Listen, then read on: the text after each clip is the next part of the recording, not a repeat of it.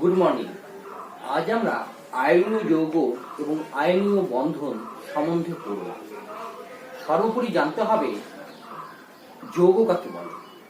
যৌগ হচ্ছে দুই বা ততোধিক মৌল পরস্পর সংযুক্ত হয়ে যৌগ গঠন করে। ধরে নাও এই হাইড্রোজেন একটি পরমাণু, অপর একটি পরমাণু আছে ক্লোরিন। এই দুই মৌল হাইড্রোজেন এবং ক্লোরিন পরমাণু একে অপরের সঙ্গে সংযুক্ত হয়ে তৈরি করে HCl। তাহলে HCl হচ্ছে দুই মৌলের সংযুক্ত মিশ্রণ, যাহা হচ্ছে একটি যৌগ। তাহলে দুটি মৌলকে সংযুক্ত হয়ে যৌগ গঠন করে। এবার দেখব রাসায়নিক যৌগ কাকে বলে। যে সমস্ত মৌল রাসায়নিকভাবে যৌগ গঠন করে তাদেরকে বলা হয় রাসায়নিক যৌগ। তাহলে যৌগ যখন গঠন করছে, তাহলে এই যৌগের মধ্যে দুটি মৌল কিন্তু বর্তমান। এই দুটি মৌল এদের মধ্যে একটি বন্ধন থাকে, যাকে বলা হয় রাসায়নিক বন্ধন। এই বন্ধন হচ্ছে শুধুমাত্র আকর্ষণ বল। এই দুটি মৌল যখন যৌগ গঠন করেছে তখন কিন্তু বাইরে থেকে কোনো বল প্রযুক্ত করা হয়নি। তাহলে এরা নিজের ইচ্ছায় একে অপরের সঙ্গে যুক্ত হয়েছে। তাহলে নিজের ইচ্ছায় যখন দুটো মৌল যখন একে অপরের সঙ্গে যুক্ত হয়ে যৌগ গঠন করে, তাহলে বলতে পারি এদের মধ্যে নিশ্চয়ই কোনো একটি আকর্ষণ বল কাজ করছে, যে আকর্ষণ বলের দরুন যৌগ গঠন করছে। আরেকটি উদাহরণ দিলে বুঝতে পারবে, এই হাইড্রোজেন পরমাণু অপর একটি হাইড্রোজেন পরমাণু, দুটো হাইড্রোজেন মৌল একই মৌল পরস্পর যুক্ত হয়ে যৌগ H2 উৎপন্ন করে।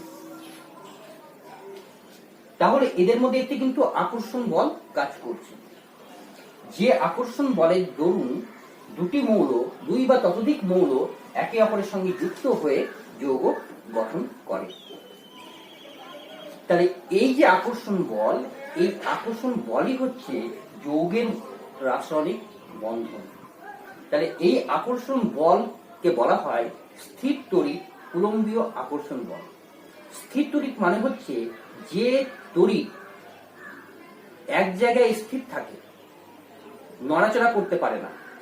তাহলে এই হাইড্রোজেন এবং ক্লোরিন এদের মধ্যে স্থির তড়িৎ কুলম্বীয় আকর্ষণে এরা পরস্পর সংযুক্ত হয়ে যৌগ গঠন করে। এবার আমরা রাসায়নিক বন্ধনের সংজ্ঞা বলব।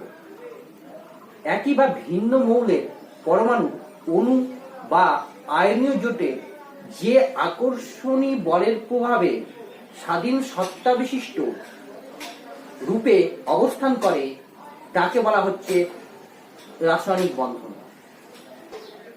এবার আমরা রাসায়নিক বন্ধনের প্রকারভেদ দেখব। রাসায়নিক বন্ধনের প্রকারভেদ হচ্ছে আয়নীয় বন্ধন, সমযোজী বন্ধন, অসমযোজী বন্ধন, ধাতব বন্ধন, হাইড্রোজেন বন্ধন প্রভৃতি। তাহলে প্রথমে আসি আয়নীয় বন্ধন। তাহলে আয়নীয় বন্ধন, এই বন্ধন মানেই হচ্ছে স্থির তড়িৎ কুলম্বীয় আকর্ষণ বল। তাহলে এই বন্ধনের প্রভাবে যে সমস্ত যৌগ তৈরি হয়, তাহলে সেই সমস্ত যৌগকেই বলা হচ্ছে আয়নীয় যৌগ। তাহলে আয়নীয় যৌগের আগে জানতে হবে আয়ন কি। তাহলে দেখো আয়ন কিভাবে হয়।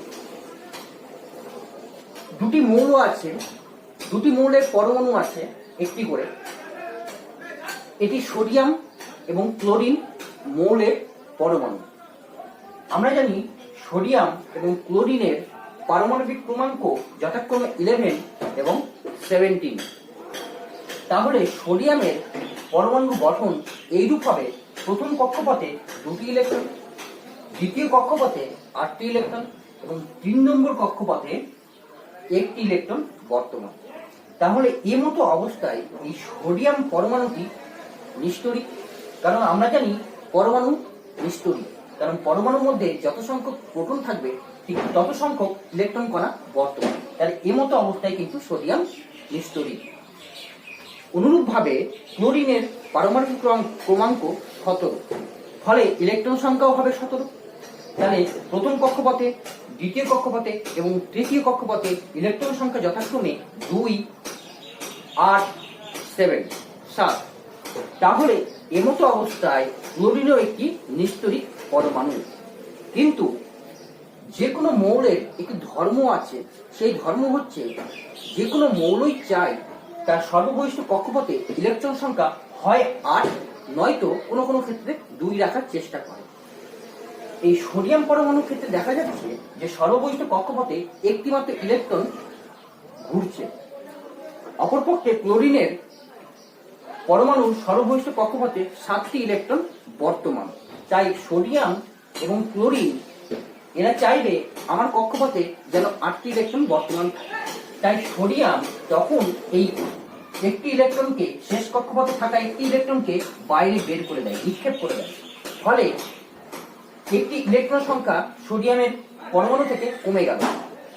তাহলে প্রথম সংখ্যাতে 11, তখন 11 ইলেকট্রন সংখ্যা গুণে দেখবে যে 10টি ইলেকট্রন পড়ে আছে। তাহলে সোডিয়ামের মধ্যে একটি চার্জ, 1 একক চার্জ ঢুকে গেছে। সেই চার্জ হচ্ছে ধনাত্মক চার্জ। তার মানে আমরা যখন আমরা ইলেকট্রনকে বের করে দিচ্ছি, তাহলে এখানে ইলেকট্রন থাকবে না, তাহলে এই কক্ষপথই থাকবে না। তাহলে ইলেকট্রন যখন বেরিয়ে গেছে, তখন সোডিয়াম কিন্তু একটি চার্জে পরিণত হয়েছে, Na+। প্লাস মানে হচ্ছে +1, মানে একটি ইলেকট্রন বের করলে +1। যদি 2টি ইলেকট্রন থাকে তাহলে হচ্ছে +2। যেহেতু সোডিয়াম একটি ইলেকট্রন বের করেছে, তাহলে Na+। এই Na+ যুক্ত চার্জকে বলা হয় ক্যাটায়ন।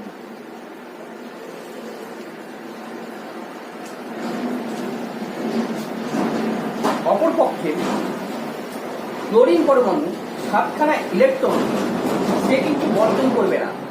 সে যদি একটি ইলেকট্রন গ্রহণ করতে পারে, তাহলে কিন্তু তার সর্ববহিষ্ঠ কক্ষপথে ইলেকট্রন সংখ্যা 8 দাঁড়াবে। তখন এই সোডিয়াম পরমাণু থেকে যে ইলেকট্রন বর্জিত ইলেকট্রন, সেই বর্জিত ইলেকট্রন ক্লোরিন পরমাণু তার সর্ববহিষ্ঠ কক্ষপথে প্রবেশ করায়। তাহলে ক্লোরিন পরমাণু কিন্তু আর নিঃসরিত অবস্থায় থাকছে না, তখন 1 একক ঋণাত্মক আধানের পরিমাণ বেড়ে গেছে। তাই আমরা তখন এমতো অবস্থায় ক্লোরিনকে লিখতে পারি Cl-। তাহলে এই Cl কে বলা হয় অ্যানায়ন। তাহলে Na+, তাহলে ধনাত্মক আয়ন যখন থাকবে তখন তাকে বলা হয় ক্যাটায়ন, এবং Cl- যখন থাকবে তখন, মানে মাইনাস থাকলে বলবো আমরা অ্যানায়ন। এই ধনাত্মক এবং ঋণাত্মক এই দুটোকেই বলা হচ্ছে একসঙ্গে আয়ন। এরা পরস্পর এই আয়নের দরুন, ধনাত্মক এবং ঋণাত্মক আয়নের দরুন এরা একে অপরের সঙ্গে সংযুক্ত হয়।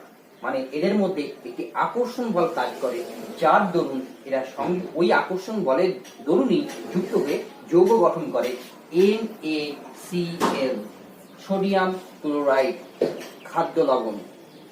তাহলে দেখতে পাচ্ছি আমরা যে এই ক্যাটায়ন এবং অ্যানায়ন, তার মানে দুটো বিপরীতধর্মী আয়ন পরস্পর যুক্ত হয়ে যৌগ গঠন করছে। তাহলে এই যৌগকেই বলা হচ্ছে আয়নীয় যৌগ, কারণ এই যৌগের মধ্যেই কিন্তু আয়ন বর্তমান থাকে। এদের মধ্যে কিন্তু অণুর কোনো অস্তিত্ব থাকে না, কারণ সম্পূর্ণই NaCl তৈরি হয় এই ক্যাটায়ন এবং অ্যানায়ন দ্বারা, সেটা স্টিফটারিটিক কুলম্বীয় আকর্ষণ বলের দরুন। এবার আমরা দেখব এই আয়নীয় যৌগের কিছু ধর্ম। আমরা দেখতে পেয়েছি আয়নীয় যৌগ যখন গঠিত হচ্ছে, তখন অধিক সংখ্যক ক্যাটায়ন এবং অধিক সংখ্যক অ্যানায়ন পরস্পরের মধ্যে তীব্রতরী কুলম্বীয় আকর্ষণে যুক্ত হয়ে যৌগ গঠন করে। তাই সাধারণ অবস্থায় এদের মধ্যে আকর্ষণ বল এতই তীব্র হয়, তাই যে কোনো আয়নীয় যৌগ সাধারণ অবস্থায় কঠিন এবং এটি শক্ত হয়। 2 নম্বর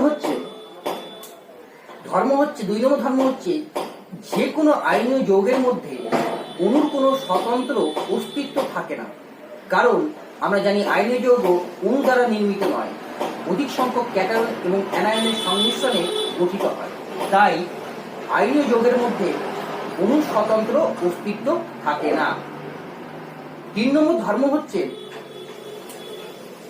এই আয়নীয় যৌগ এতটাই বেশি পরিমাণে তীব্র তাড়িতিক কুলম্বীয় আকর্ষণের মাধ্যমে যৌগ গঠন করেন, ফলে এতে গলনাঙ্ক স্ফুটনাঙ্ক প্রবল, মানে বেশি। আর 4 নম্বর ধর্ম হচ্ছে এই সোডিয়াম ক্লোরাইড বা যে কোনো আয়নীয় যৌগ ধ্রুবীয় দ্রাবকে দ্রবীভূত হয়। ধ্রুবীয় দ্রাবক মানে হচ্ছে জল। জল হচ্ছে ধ্রুবীয় দ্রাবকের উদাহরণ। তাহলে জলের মধ্যে যে কোনো আয়নীয় যৌগ দ্রবীভূত হতে পারে, কিন্তু অধ্রুবীয় দ্রাবক যেমন কেরোসিন, পেট্রোল, ডিজেল, ইথার, এগুলো হচ্ছে অধ্রুবীয় দ্রাবক। এই অধ্রুবীয় দ্রাবকের মধ্যে কিন্তু যে কোনো আয়নীয় যৌগ দ্রবীভূত হতে পারে না। কিছু কিছু ব্যতিক্রম আছে, যে ব্যতিক্রমগুলো আমরা পরে শিখবো, যে আয়নীয় যৌগ জলের মধ্যেও দ্রবীভূত হয় না। আচ্ছা, 5 নম্বর পয়েন্ট হচ্ছে যে NaCl সাধারণ অবস্থায়, মানে খাদ্য লবণ বা যে কোনো আয়নীয় যৌগ সাধারণ অবস্থায় তড়িৎ পরিবহন করতে পারে না।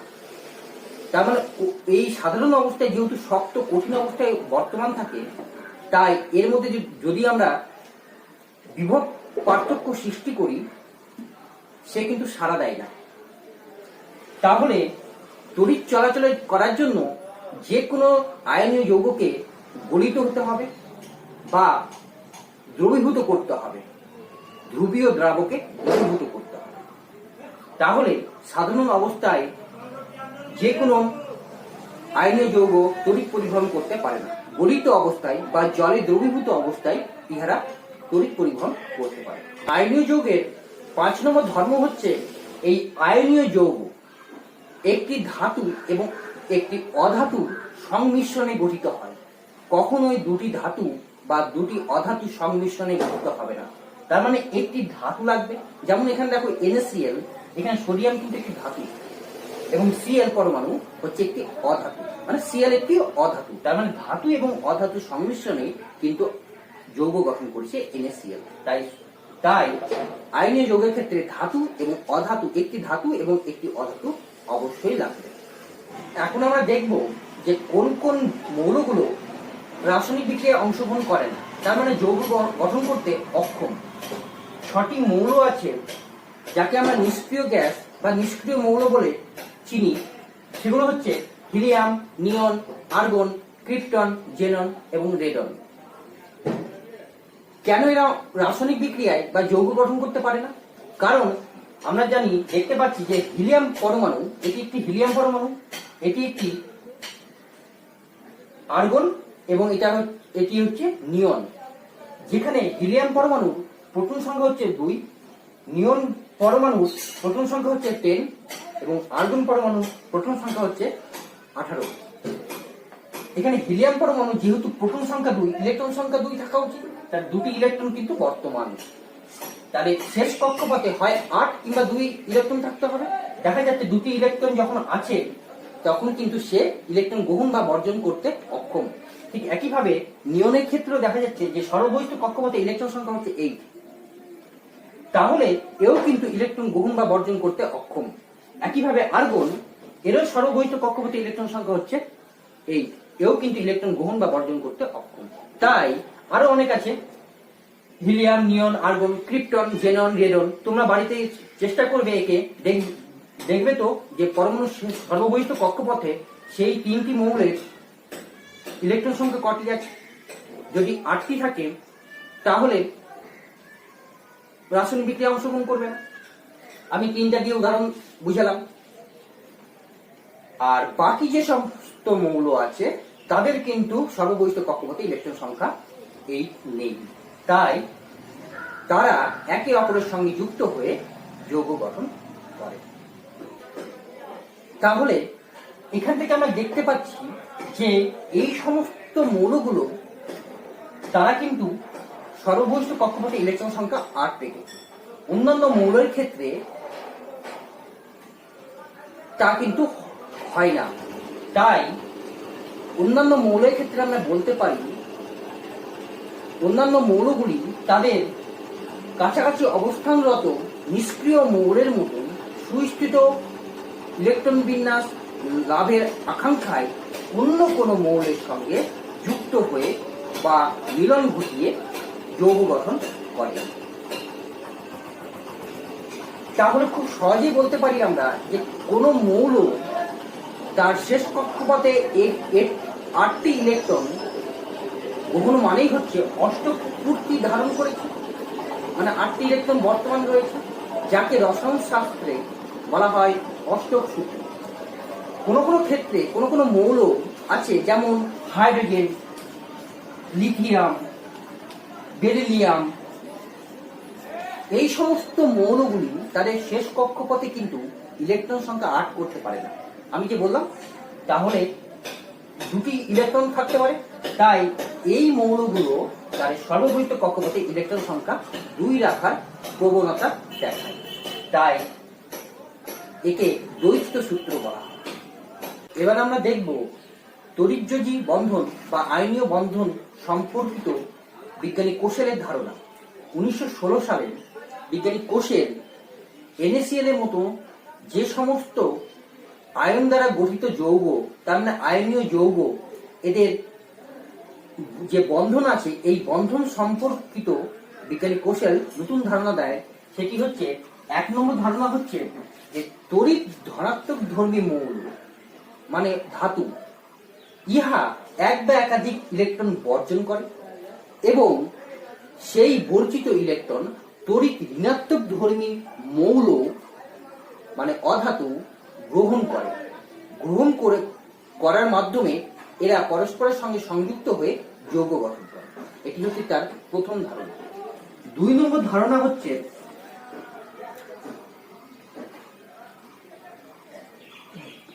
এই সমস্ত মৌলগুলো তাদের নিকটবর্তী নিষ্ক্রিয় গ্যাসের মতন ইলেকট্রন বিন্যাস লাভ করে এবং সর্ববহিষ্ঠ কক্ষপথে ইলেকট্রন সংখ্যা 8 পূর্ণ করে। এবার আমরা দেখব তড়িৎ যোজ্যতা বা আয়নীয় যোজ্যতা কাকে বলে। তড়িৎ ধনাত্মক ধর্মী মৌল বা ধাতু এক বা একাধিক ইলেকট্রন বর্জন করে ক্যাটায়নে পরিণত হয় এবং তড়িৎ ঋণাত্মক ধর্মী মৌল অধাতু সেই বর্জিত ইলেকট্রন গ্রহণ করে অ্যানায়নে পরিণত হয়। এই বিপরীত ধর্মী আয়ন পরস্পর স্থির তড়িৎ কুলম্বীয় আকর্ষণে যুক্ত হয়ে যৌগ গঠন করে এবং এই যৌগ গঠন করার ক্ষমতাকেই বলা হচ্ছে তড়িৎ যোজ্যতা বা আয়নীয় যোজ্যতা। এবারে দেখব তড়িৎযোজী বন্ধন বা আয়নীয় বন্ধন। তড়িৎ যোজ্যতার ফলে যে বন্ধনের সৃষ্টি হয় তাকেই, সেই বন্ধনকেই বলা হচ্ছে তড়িৎযোজী বন্ধন বা আয়নীয় বন্ধন। আয়নিত বন্ধনযুক্ত যৌগকে বলা হয় তড়িৎযোজী যৌগ বা আয়নীয় যৌগ। এই তড়িৎযোজী যৌগ বা আয়নীয় যৌগের মধ্যে অণুর কিন্তু স্বতন্ত্র অস্তিত্ব থাকে না। এরা অধিক সংখ্যক ক্যাটায়ন এবং অ্যানায়নের সংমিশ্রণে তৈরি হয়। তাই এখানে আমরা বলতে পারি যে আয়নীয় যৌগ বা তড়িৎযোজী যৌগের ক্ষেত্রে আণবিক ভর কথাটি ব্যবহার করা যায় না। এখানে সংকেত ভর কথাটি প্রযোজ্য হয়, কারণ এর মধ্যে কোনো অণুর কোনো স্বতন্ত্র অণুর কোনো অস্তিত্ব নেই। তাই এখানে আণবিক ভরের বদলে আমরা সংকেত ভর ব্যবহার করি। তড়িৎযোজী যোজ্যতার পরিমাপ আমরা কিভাবে করি?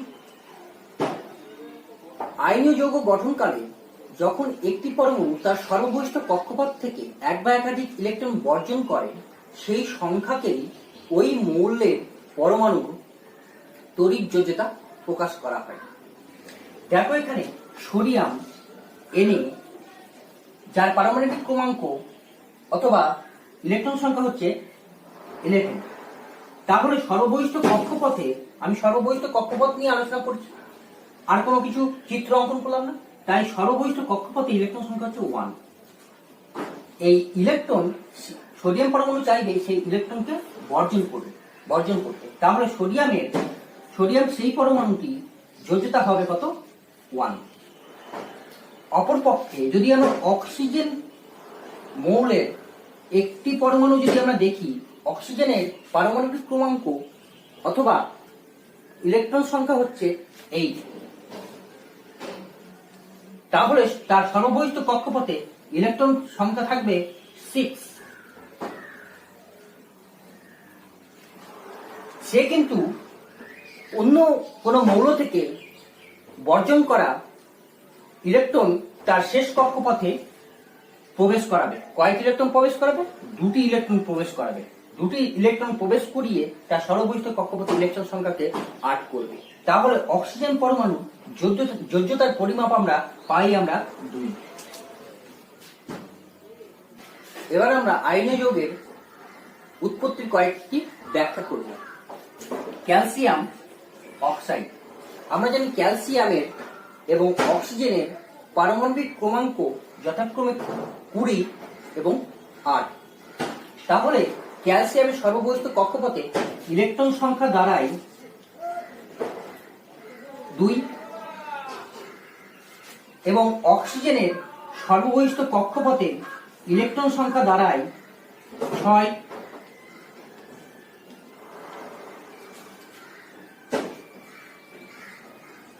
এরা যখন পরস্পর যুক্ত হবে তখন ক্যালসিয়াম পরমাণু তার সর্ববহিষ্ঠ কক্ষপথ থেকে 2টি ইলেকট্রনকে বর্জন করবে এবং সেই বর্জিত ইলেকট্রন অক্সিজেন পরমাণু তার সর্ববহিষ্ঠ কক্ষপথে প্রবেশ করিয়ে 2টি মৌলের পরমাণু অষ্টক পূর্ণ লাভ করবে।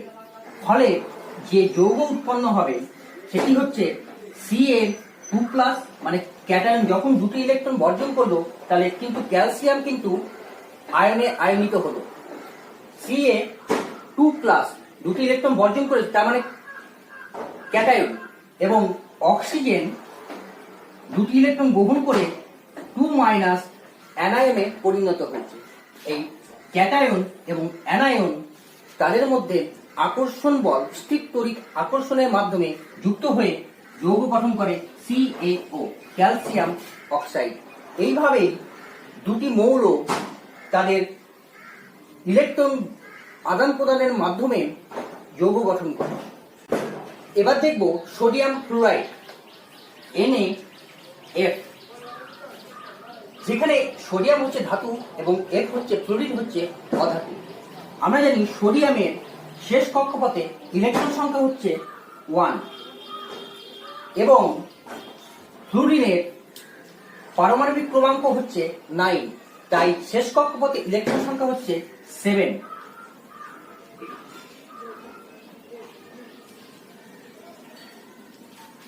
তাই এখন সোডিয়াম তার শেষ কক্ষপথ থেকে একটি ইলেকট্রন বর্জন করবে এবং বর্জন করে তৈরি করবে Na+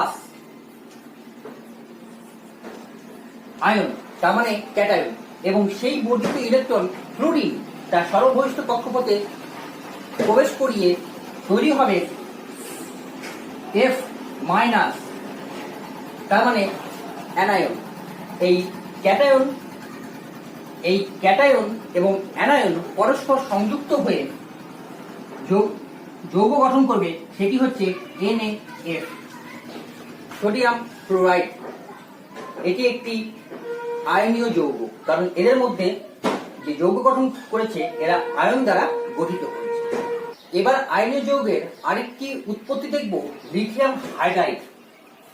লিথিয়াম হাইড্রাইড, আমরা জানি লিথিয়ামের পারমাণবিক ক্রমাঙ্ক 3।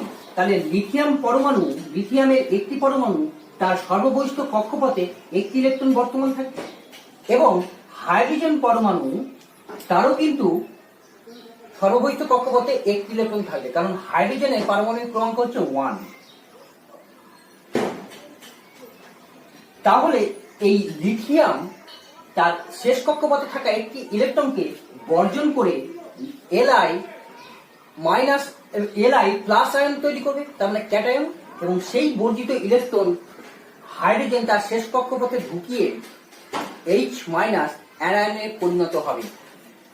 তাহলে লিথিয়াম ক্যাটায়ন তৈরি করছে এবং হাইড্রোজেন সেই আয়নকে ঢুকিয়ে অ্যানায়ন তৈরি করছে।